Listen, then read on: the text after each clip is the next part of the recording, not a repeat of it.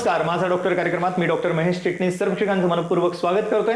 आपल्याच्या कार्यक्रमाचा विषय आहे तो आहे संधिवात गुडघेदुखी आणि त्याचबरोबरीने मणके विकार म्हणजेच मान पाठ कंबरदुखीवरती असणारे नम्मा उपचार आणि विषयी चर्चा करण्यासाठी प्रख्यात होमिओपॅथ तज्ञ असणाऱ्या डॉक्टर श्रद्धा बायस परदेशी मॅडम आपल्याच्या कार्यक्रमात सहभागी झालेत। तर आपली सर्वांना ओळख करून देतोय डॉक्टर श्रद्धा बायस परदेशी मॅडमची। नमस्कार डॉक्टर श्रद्धा बायस परदेशी मॅडम ह्या विशेष करून होमिओपॅथ तज्ञ म्हणून कार्यरत आहेत नम्मा होमिओपॅथीमध्ये। आणि मला आवर्जून सांगायचं वाटतं की नम्मा होमिओपॅथीमध्ये एकत्रितपणे एका छताखाली आता सर्व प्रकारच्या आजारांसाठी ठोस उपचार उपलब्ध झालेले आहेत। मला आवर्जून सांगायचं वाटतं की विशेष करून इम्युनोजेनिक मायोस्मेटिक 6th जनरेशन औषध प्रणालीवरती आधारित असे उपचार सर्व आजारांसाठी आशेचा किरण आहेत। विशेष करून गेल्या काही वर्षात आपल्याला जीवनशैलीचे आजार वाढलेले आढळतात, ज्याच्यामध्ये मधुमेह, उच्च रक्तदाब, हृदयविकार, लठ्ठपणा, कोलेस्ट्रॉलची समस्या, ब्लॉकेजेस असे आजार दिसतातच। पण त्याचबरोबरीने विविध व्हायरल इन्फेक्शन्स त्याचंही प्रमाण वाढलेलं आढळतं। कोरोनासारख्या मोठ्या साथीला आपण धैर्याने तोंड दिलं आणि ह्यामध्ये सगळ्यात महत्त्वाची ठरते ती रोगप्रतिकारक क्षमता आणि ही वाढवण्यासाठी खास करून नम्माचे उपचार हे एक वरदान स्वरूपाचे उपचार आहेत असं म्हणायला हरकत नाही।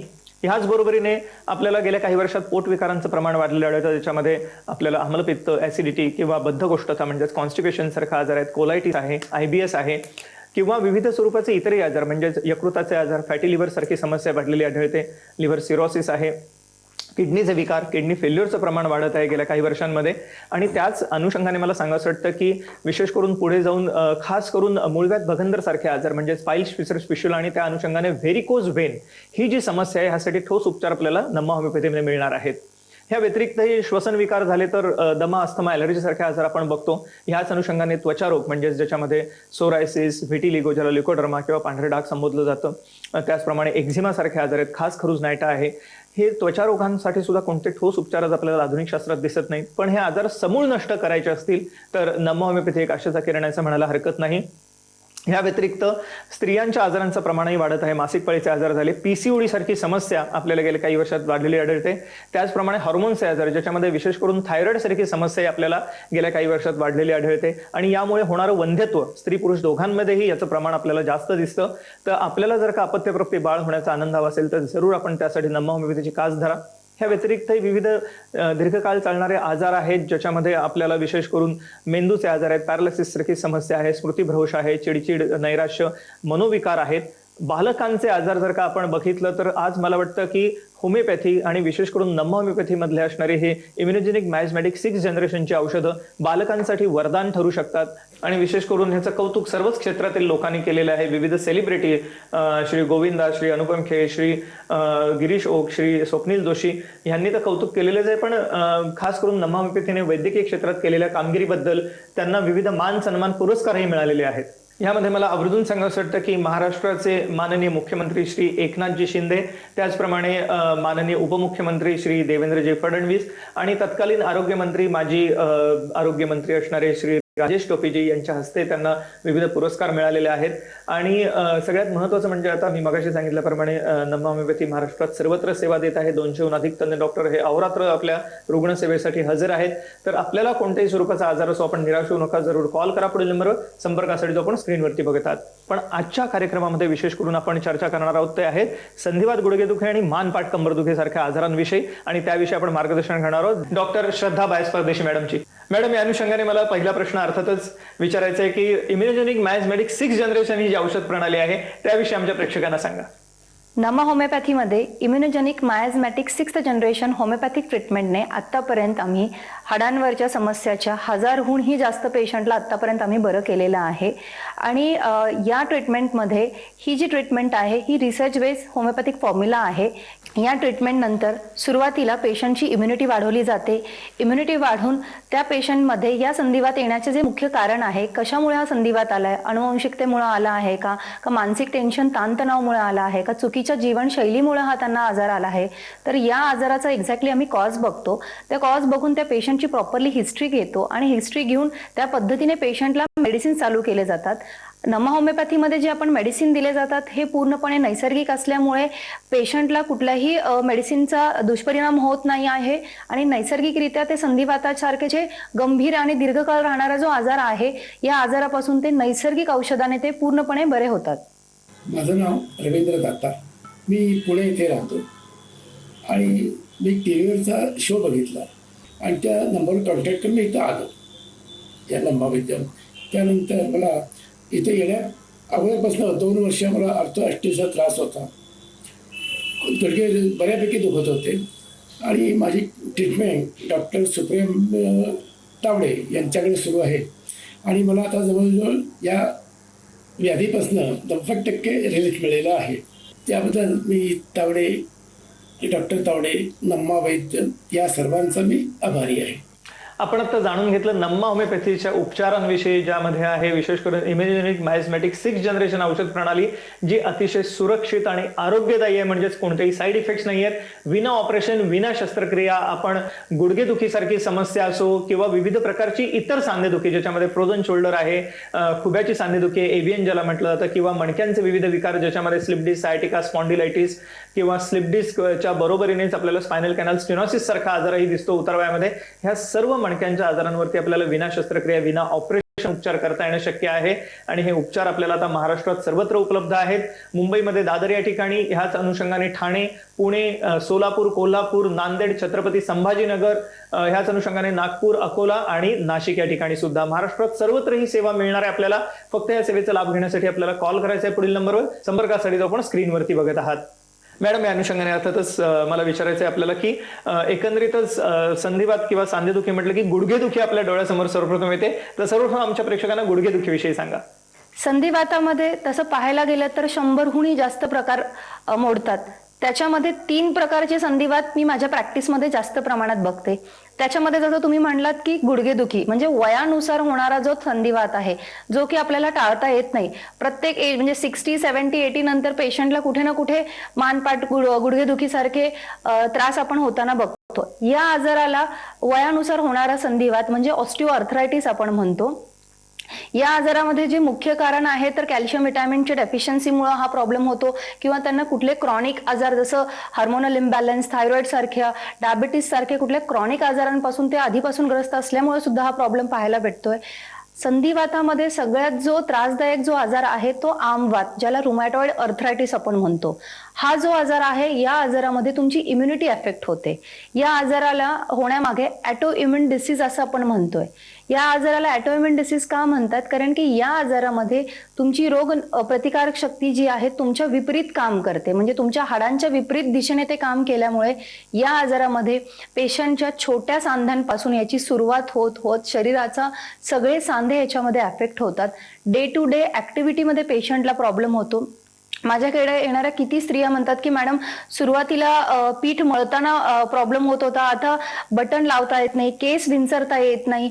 ज्या बेसिक ऍक्टिव्हिटी, स्वयंपाक करताना पेशंटला त्रास व्हायला लागतो. तर याची सुरुवात हळूहळू होते आणि याला जेवढं निग्लेक्ट केलं जातं हा आजार तेवढ्याच पटीने वाढला जातो. जे छोटे सांधे आहेत त्याच्यावर सूज येते, लालसरपणा येतो, खूपदा पेशंटमध्ये अंगात कणकणी जाणवायला लागते. अशा पेशंटमध्ये कालांतराने त्यांची हाडांची जी रचना आहे ती पूर्णपणे बदलली जाते. हाडं, त्यांची बोटं वाकडी व्हायला लागतात. त्यांना साधा ग्लास उचलता येत नाही. त्यांना जेवताना कुणावर तरी डिपेंड होण्याची वेळ येते. तर सगळ्यात संधिवातामधला जो सगळ्यात जास्त त्रासदायक जो आजार आहे तो आमवात आहे. त्याचबरोबर जसं आपण म्हणतो की आजकाल फास्ट लाईफ झालंय, फास्ट फूडला प्रेफर केलं जात आहे. त्याच्यामुळे लोकांना फास्ट ट्रीटमेंट पण पाहिजे असतं. तर अशा कंडिशनमध्ये लोक खूपदा चुकीच्या पद्धतीचे ट्रीटमेंट घेतात. त्याच्यामुळे त्यांचे किडनी फेलियरकडे, लिव्हर सिरोसिसचे कंडिशन्स आम्हाला पेशंटमध्ये पाहायला भेटतात. जसं संधिवातामध्ये गाऊट सारखा आजार, ज्याला वात रक्त आपण म्हणतोय, याच्यामध्ये शरीरामध्ये युरिक ऍसिडची मात्रा तुमची वाढली जाते आणि त्याच्यामुळे शरीराचा सुरुवात आपल्या पायाच्या अंगठ्यापासून होते, पण हळूहळू तुमच्या इतर ऑर्गनवर पण याचा परिणाम होतो. आणि या कंडिशनमध्ये पेशंटला एवढे सिव्हिअर पेन होतात की पेशंट्सला कॉन्स्टंट पेन किलर्स घेण्याशिवाय दुसरा पर्याय राहत नाही. आणि पेन किलर कंटिन्यू खाल्ल्यामुळे पेशंटला पचनाचे प्रॉब्लेम, किडनीवर येणारा दुष्परिणाम आणि या सगळ्या गोष्टींमुळे पेशंट मानसिक दृष्टिकोनातून खूप खचले जातात. तर यासारखे जे संधिवात आहेत, जसं ऑस्टिओआर्थरायटिस, आमवात, गाऊट, सोरायटिक अर्थरायटिस म्हणजे त्वचेपासून हा आजार म्हणजे सोरायसिस सारखा आजार पुढे जाऊन तुमच्या अर्थरायटिस मध्ये कन्वर्ट होतो. त्याचबरोबर ताप, थंडी आली आणि त्याच्यानंतर तुमच्या हाडेदुखी म्हणजे चिकनगुन्या सारखा जो आपण आजार बघतोय, या सर्व आजारांवर आपल्या नमा होमिओपॅथीमध्ये जे इम्युनोजेनिक मायाझमॅटिक 6th जनरेशनची जी उपचार पद्धती दिली जातात, या उपचार पद्धतीमुळे तुमचा जो आजार आहे तो नेमका कशामुळे झालाय, त्याच्या मागचं कारण काय आहे ते आम्ही पहिलं रूट कॉज आपण शोधतो. त्या पद्धतीने ती ट्रीटमेंट दिली जाते. पेशंटची संपूर्ण हिस्ट्री घेतली जाते की पेशंटला शारीरिक त्रास आहे का, मेंटली त्रास आहे का, फॅमिली हिस्ट्रीमध्ये हा आजार आहे, नेमका कुठल्या आजारांमुळे हा आजार त्यांना झालाय ते आपण पहिल्यांदा शोधतो. त्या पद्धतीने पेशंटची इम्युनिटी वाढवली जाते. इम्युनिटी वाढून नैसर्गिक उपचाराने कुठल्याही दुष्परिणामा व्यतिरिक्त कुठलाही साईड इफेक्ट न करता आपण नैसर्गिक या औषधाने हा आजार पूर्णपणे बरा करू शकतो. हॅलो, मी दीपिका इंगडे बोलते. मला रुमेटाईड आर्थरायटिसचा 4-5 वर्षापासून त्रास होता. मी आधी ॲलोपॅथी घेतले, बट त्याने मला एवढं बेटर वाटत नव्हतं. त्यामुळे मी नम्मा होमिओपॅथीला जॉईन केलं आणि नम्मा होमिओपॅथीला जॉईन केल्यानंतर माझं साक्षी मॅमशी ओळख झाली आणि साक्षी मॅमने माझी ट्रीटमेंट केली आहे आणि माझा ID आहे PND BJ 68 आणि मला आता नम्मा होमिओपॅथीमध्ये जॉईन केल्यानंतर 70 to 80% रिलीफ वाटतोय. त्यासाठी धन्यवाद. तर जरूर आपल्याला कोणत्याही स्वरूपाची सांधेदुखी किंवा मानपाट कंबरदुखी म्हणजे मणक्यांचे विकार असेल तर आपण कॉल करा पुढील नंबरवरती. संपर्कासाठी जो आपण स्क्रीनवरती नंबर बघत आहात नम्मा होमिओपॅथीचा हेल्पलाईन नंबर आहे, ह्याच्यावर आपण फोन करू शकता, अपॉइंटमेंट घेऊ शकता आणि ह्या सर्व उपचारांचा लाभ घेऊ शकता. मॅडम, आपण आता जसं सांगितलं ह्या विविध प्रकारचे आजारामुळे गुडघेदुखी होऊ शकते, सांधेदुखी होऊ शकते, तर इतर जे 2 सांधे आहेत म्हणजे त्याच्यामध्ये हिप जॉईंट झाला किंवा फ्रोझन शोल्डर सारखी समस्या आहे, तर ह्यामध्ये सुद्धा नम्मा उपचार कसं काम करतात, काय सांगता येईल? या आजारांमध्ये खूप चांगल्या पद्धतीने नम्मा होमिओपॅथीची औषधं काम करतात. कारण की AVN, ज्याला अवेस्क्युलर नेक्रोसिस आपण आजार म्हणतात, तुमचे जे खुबे आहेत त्या खुब्यांची सगळी गादी झिजली जाते आणि तिथे रक्तपुरवठा होत नाही. आणि अशा कंडिशनमध्ये ज्यावेळेस ग्रेड 2 ग्रेड 3 नंतर पेशंटला खूपदा ऑपरेशन सजेस्ट केलं जातं आणि प्रत्येक पेशंटला ऑपरेशन हा अफोर्डेबल नसतो आणि पोस्ट ऑपरेशन सुद्धा खूप सारे कॉम्प्लिकेशन येतात. आणि खूपदा पेशंटमध्ये आम्ही बघितलंय की ऑपरेशन नंतर पण पेशंटची कंडिशन बेड रिडन आहेत. त्याच्यामुळे प्रत्येक गोष्टीला ऑपरेशन एकमेव पर्याय नसतो. जर आपण अशा कंडिशनमध्ये वेळीच ट्रीटमेंट जर आपण घेतली तर डेफिनेटली असे आजार आपण बरे करू शकतो. AVN सारखा जो आजार आहे, स्पेशली कोविड नंतर माझ्याकडे AVNचे प्रचंड पेशंट वाढताना मी बघतोय. कोविडच्या दरम्यानमध्ये लोकांनी खूप साऱ्या मेडिसिन्स त्यांनी खाण्यात आले. मॉडर्न मेडिसिनचा ओव्हर यूज नंतर त्याच्या साईड इफेक्ट नंतर सुद्धा आम्हाला AVN सारखा आजार होताना आम्ही पाहतोय. त्याचबरोबर आजकालचे जे लाईफस्टाईल आहे, लोकांना स्मोकिंग ड्रिंकिंग याची खूप एक्सेसिव्ह सवय आहे. या सवयीचा जो साईड इफेक्ट होतो तो पण तुमच्या सांध्यांवर पण होतोय. त्याच्यामुळे AVN होण्यासाठी मानसिक ताणतणाव, तुमची लाईफस्टाईल आणि आतापर्यंत तुम्ही कुठल्या ट्रीटमेंट घेताय हे खूप गरजेचं आहे. AVNला जर आपण वेळीच ट्रीटमेंट केलं तर AVN सारखा जो आजार आहे, ज्याला ऑपरेशन सजेस्ट केलं जातं, तो आपण औषधाने बरा करू शकतो. जसं तुम्ही म्हणलात की फ्रोझन शोल्डर होण्यासाठी खूप कारण आहेत. खूपदा ऍक्सिडेंट नंतर पेशंटला त्रास होतो, खूपदा पेशंटला सडन तापानंतर खांदेदुखी येते, काही पेशंटला डायबिटीज नंतर अचानक खांदेदुखी चालू होते. तर फ्रोझन शोल्डर होण्यामागचं एक्झॅक्ट कारण काय आहे? डायबिटीजमुळे झालाय का, लागल्यामुळे झालाय की कशामुळे हा प्रॉब्लेम झालाय, तो पहिलं कारण बघणं गरजेचं आहे. कारण की त्या बेसिसवर आपल्याला ट्रीटमेंटमध्ये चेंजेस करणं गरजेचं आहे. बिकॉज मी दिवसभरामध्ये जेवढे पेशंट बघते तर खूपदा पेशंटमध्ये RA फॅक्टर निगेटिव्ह येतोय. मग पेशंटला असं वाटतं की मला हा वात नाहीये किंवा आमचे सगळे रिपोर्ट नॉर्मल आहेत पण आम्हाला पेन होतोय. खूपदा पेशंटमध्ये सुरुवातीला लक्षणं किंवा रिपोर्ट डायरेक्टली पॉझिटिव्ह येत नाहीत, पण बारीकसे त्यांना लक्षणं चालू होतात. या लक्षणावर जर आपण प्रॉपरली नैसर्गिक ट्रीटमेंटने जर याला बरं केलं तर डेफिनेटली तुम्हाला तो प्रॉब्लेम पुढे जाऊन वाढणार नाही. जर त्याच वेळेस तुम्ही टेम्पररी ट्रीटमेंट घेतलात, तात्पुरतं इंजेक्शन गोळ्या घेतलात, तात्पुरतं पेनकिलरला जर इम्पॉर्टन्ट दिलात तर डेफिनेटली हा प्रॉब्लेम पुढे जाऊन एक मोठं आजाराचं रूपांतर घेईल. याचा दुष्परिणाम तुमच्या डोक्यापासून पायापर्यंत प्रत्येक ऑर्गनवर होईल आणि त्याच्यामुळे पेशंटला लाईफ लॉंग सफर करण्याची वेळ येऊ शकते. आणि या सर्व आजारांवर आपल्याकडे नम्मा होमिओपॅथीमध्ये इम्युनोजेनिक मायाझमॅटिक 6th जनरेशन सारखी जे उपचार पद्धती आम्ही दिले जातात, अशा पेशंटने ऑलरेडी खूप सारे पेशंट ट्रीटमेंट घेऊन या आजाराने बरे झालेले आहेत. ज्या पेशंटला असे लक्षणं दिसतात त्यांनी वेळीच ट्रीटमेंट घेतली तर डेफिनेटली या आजाराला त्यांना नैसर्गिक औषधांनी कुठल्याही दुष्परिणामा व्यतिरिक्त आपण यांना बरं करू शकतो. मला वाटतं एक मुलाचं विवेचन केलं डॉक्टर श्रद्धा बायस परदेशी मॅडमनी की कोणत्याही प्रकारची सांधेदुखी असो, गुडघेदुखी असो, फ्रोझन शोल्डर असो, खुब्याची सांधेदुखी म्हणजे हिप जॉईंट असो, कोपराची सांधेदुखी आहे, टाचदुखी आहे, घोट्याचं दुखणं आहे, विविध कारणांनी उद्भवणारी म्हणजे गाऊट सारखा आजार आहे, RA फॅक्टर म्हणजे ज्याला आपण रुमेटॉइड आर्थरायटिस म्हणतो किंवा अमवात आहे, सोरायसिस नंतरची सांधेदुखी, तापानंतरची सांधेदुखी सगळ्यासाठी सर्वोत्तम स्वरूपाचे उपचार आहेत, जे अतिशय सुरक्षित आरोग्यदायी आहेत आणि कोणतेही ऑपरेशन न करता आपल्याला हे घेता येणं शक्य आहे. आता आपण वळणार आहोत मणक्यांच्या विकारांकडे, कारण मणक्यांचे विकार म्हटलं की आपल्या डोळ्यासमोर शस्त्रक्रिया येते आणि ती धोकादायक असते हे सगळ्यांनाच माहिती आहे. त्यामुळे ही शस्त्रक्रिया टाळून आपल्याला उपचार घेता येणं शक्य आहे का? मॅडम, काय सांगता येईल आमच्या प्रेक्षकांना की मणक्यांच्या विकारांमध्ये कशा रीतीने उपचार केले जातात? खूप छान प्रश्न तुम्ही विचारलात, कारण की मान पाठ कंबरदुखी हा शाळेत जाणाऱ्या मुलापासून तर ओल्ड एज पर्यंत प्रत्येकाला मान पाठ कंबरदुखीचा कुठे ना कुठे प्रॉब्लेम होतोय. मान पाठ दुखीमध्ये खूप सारे कारण आहेत, जसं तुमच्या लाईफस्टाईलमुळं, कारण की आजकाल लहान मुलांची आधीचे ज्या बॅग्स होत्या आणि आत्ताच्या बॅग जर आपण कम्पेअर केलं तर त्यांना अभ्यासक्रम वाढलाय, त्यांना मानसिक दृष्टिकोनातून पण स्ट्रेस वाढलेला आहे. तर खूपदा फिजिकली चुकीच्या पद्धतीने झोपल्यामुळे, चुकीच्या पद्धतीने बसल्यामुळे सुद्धा मसल स्टिफनेसमुळे पण पेन होतात. पण खूपदा तुमच्या ज्या स्पाईन मधल्या ज्या गाद्या आहेत त्या लवकर झिजल्या जातात. गादी झिजण्यासाठी अनेक कारणं आहेत. त्याच्यामध्ये कॉमनली तुमचं कॅल्शियम मेटाबॉलिझम कमी राहणं, तुमच्या शरीरामध्ये विटॅमिन्सची कमतरता राहणं, किंवा थायरॉइड, हार्मोनल इम्बॅलन्स सारखे तुम्हाला इतर काही आजार असणं, या सगळ्या गोष्टींमुळे तुमचे जे गाद्या आहेत ते लवकर झिजल्या जातात. आणि सगळ्यात मोठं ओबेसिटी, वजन जास्त असल्यामुळे तुमच्या गाद्यांवर अतिरिक्त प्रेशर पडला जातो आणि तुमच्या गाद्यांमधून येणाऱ्या ज्या नसा आहेत त्या चोकअप होतात. आणि नस एकदा चोकअप झाली तर पेशंटला प्रचंड त्रास होतो. पेशंटला मुंग्या येणं, हातपायांमध्ये आग होणं, असे लक्षणांना त्यांना सामोरं जावं लागतं. आणि या कंडिशनमध्ये डेफिनेटली त्यांना सर्जरी सांगितली जाते. आणि सर्जरी नंतर हे आजार बरे होतील याची सुद्धा काही गॅरंटी नसते. त्याच्यामुळे याला जर आपण प्रॉपरली जर ट्रीटमेंट दिली, प्रॉपरली योग्य तो आहार घेतला, एक्सरसाइज वेळेवर व्यवस्थित केलं तर डेफिनेटली असे जे आजार आहेत आपण पूर्णपणे बरं करू शकतो. आणि नमा होमिओपॅथीमध्ये अशाच ट्रीटमेंटला आपण आतापर्यंत अशाच आजारांना आपण आतापर्यंत होमिओपॅथिक औषधांनी आतापर्यंत त्यांना बरं केलेलं आहे. फक्त पेशंटनी लवकरात लवकर घरात बसून किंवा युट्यूब बघून, रील्स बघून ज्या घरातल्या घरात काही उपचार करू नये. योग्य ते उपचार करणं आणि योग्य पद्धतीनं करणं हे तेवढंच गरजेचं आहे.